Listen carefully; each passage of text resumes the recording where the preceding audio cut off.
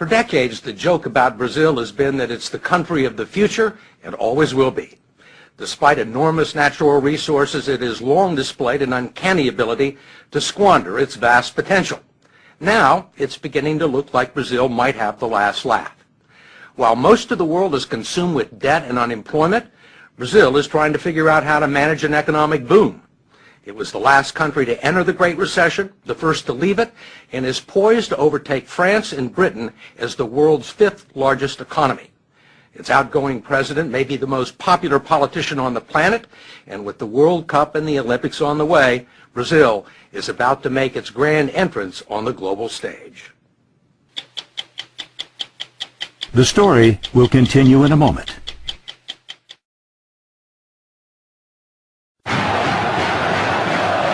When most people think of Brazil, they think of its passion and excellence in soccer. Not of skyscrapers in Sao Paulo, the financial hub of a fledgling economic superpower. They think of the pulsating beat of the samba and carnival, not commodities or the world's largest cattle industry.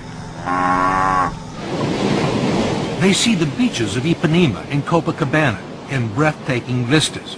It's quite a view. Yes, incredible, huh? Not Brazilian tycoons like Ike Batista, who has the best view in Rio, not to mention a net worth of $27 billion. How do most Americans see Brazil? They think Buenos Aires is the capital of Brazil, so they mix us with other countries around South America. Most powerful country in South America? GDP-wise, we are bigger than all the other countries together. And, you know, in the last 16 years, Brazil has put its act together. This is it. Hello, time for Americans to wake up. With most of the world's economy stagnant, Brazil's is growing at 7%, 3 times faster than America. It is a huge country, slightly larger than the continental U.S., with vast expanses of arable farmland, an abundance of natural resources, and 14% of the world's fresh water. 80% of its electricity comes from hydropower. It has the most sophisticated biofuels industry in the world, and for its size, the world's greenest economy. Brazil is already the largest producer of iron ore in the world and the world's leading exporter of beef, chicken, orange juice, sugar, coffee, and tobacco, much of it bound for China, which has replaced the U.S. as Brazil's leading trade partner. And Brazil has the size to match China's appetite. You have it's a big everything. dragon on the other side. You have everything they need. Yeah, we have, yes. You need a Brazil to basically fulfill the Chinese needs.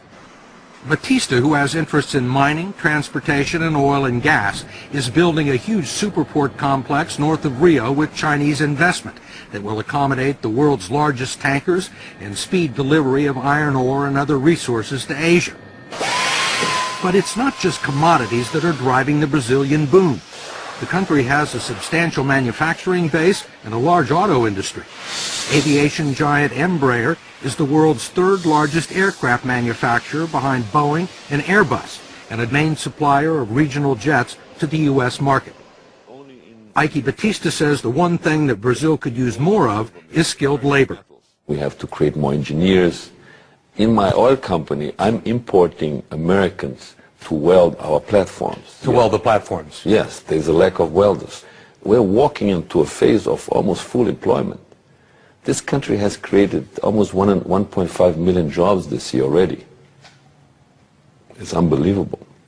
Brazil has seen periods of prosperity before, only to have the bubbles burst. It spent billions in the 50s and 60s moving its capital to a barren savanna near the middle of the country where it built Brasilia, a futuristic city right out of the Jetsons.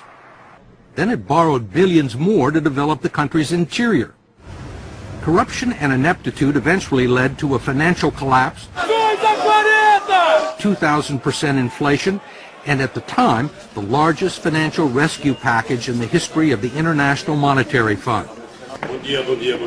Then a few years later, this man walked into the president's office.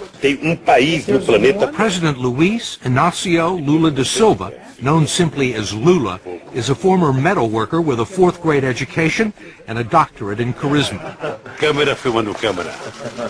When he was elected 8 years ago on his 4th try, Lula was a firebrand labor leader with socialist tendencies.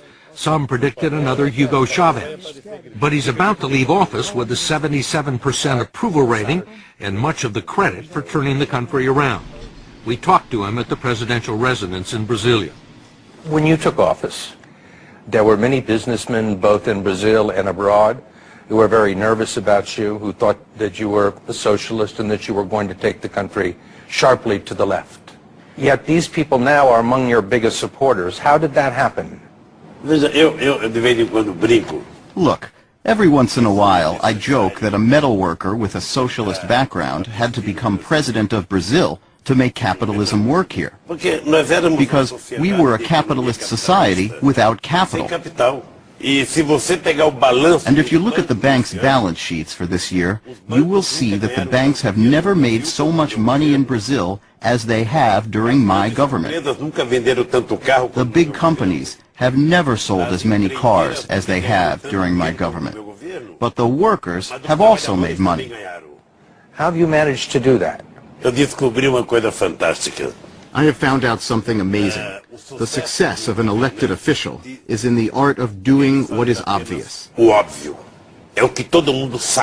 It is what everyone knows needs to be done, but some insist on doing differently.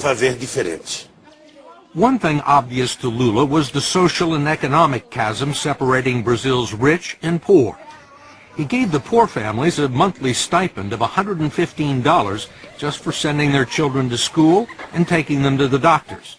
The infusion of cash helped lift 21 million people out of poverty and into the lower middle class, creating an untapped market for first-time buyers of refrigerators and cars. But he was also far friendlier to business than anyone expected, encouraging growth and development and maintaining conservative fiscal policies and tight banking regulations that left Brazil unscathed by the world financial crisis. Lula was the right man at the right time, it seems. You have to admit it. You know, he's a kind of pop star. Eduardo Bueno is a colorful commentator and best-selling author of popular Brazilian history. What's his secret? He's streetwise, I guess you can say that. He knows people. He knows the feeling. He knows what they want. He knows how to deal with the rich. He charms President Obama. And he also charmed the international committees that awarded Brazil the 2016 Olympics and the World Cup of 2014, political victories that announced the country's arrival as an international player and will present some challenges for Brazil's next president. She is Dilma Rousseff, Lula's former chief of staff and his hand-picked successor, who was elected in October because he was ineligible for a third term. There are people that believe that once you are gone, Brazil may revert to its old ways. Will the momentum continue once you leave office at the end of the year? If there's something I am proud of, it is to have told my people that we are not second-class citizens, that we can get things done. We can believe in ourselves, and then people have started to believe. There are still some non-believers. Given its checkered record for living up to its promise, the rap against Brazil is that it lacks ambition. It's called the Brazilian way. Why do something today that you can pay someone to do the day after tomorrow? Brazilians put up with incredibly high taxes on almost everything, have a high tolerance for corruption, bureaucratic red tape, and according to Eduardo Bueno, harbor a secret love affair with incompetence. President Charles de Gaulle of France once said that Brazil is not a serious country. Do you believe that? Is Brazil a serious country now? It's not a serious country in several instances because they say that they're going to do something and then don't do something. Here in Rio de Janeiro, you can invite someone to your house, they say they're going to come and they don't show up and they don't think it's, who cares? But how can you do business in a loose way? How can you run a country in a loose way? While many in Brazil's cities lust for first world status, the third world is never far away. For decades, Brazil ignored the festering slums known as favelas, which wrap around Rio, overlooking some of the most valuable real estate in the city. They have been staging areas for street crime against tourists and safe havens for drug gangs so well armed that they brought down a police helicopter a few years ago with heavy machine gun fire. Finally, after years of looking the other way, the military police have begun to move in.